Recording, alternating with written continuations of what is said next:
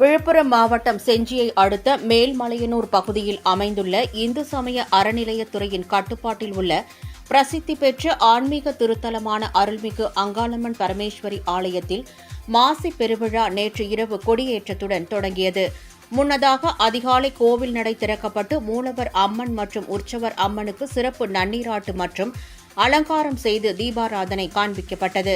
இதனைத் தொடர்ந்து இரவு 9 மணிக்கு மேல் வடக்கு வாசல் எதிரே அமைந்துள்ள கொடிமரத்திற்கு பால், இளநீர், மஞ்சள், குங்குமம், சந்தனம் உள்ளிட்ட பொருட்களை கொண்டு சிறப்பு நன்னீராட்டு மற்றும் தீபாராதனை நடைபெற்ற நிலையில் சூளம் மற்றும் சிங்கம் பதிந்த மஞ்சள் நிற கொடியை உடுக்கை மற்றும் பம்பை மேளங்கள் முழங்க கொடிமரத்தில் ஏற்றப்பட்டது.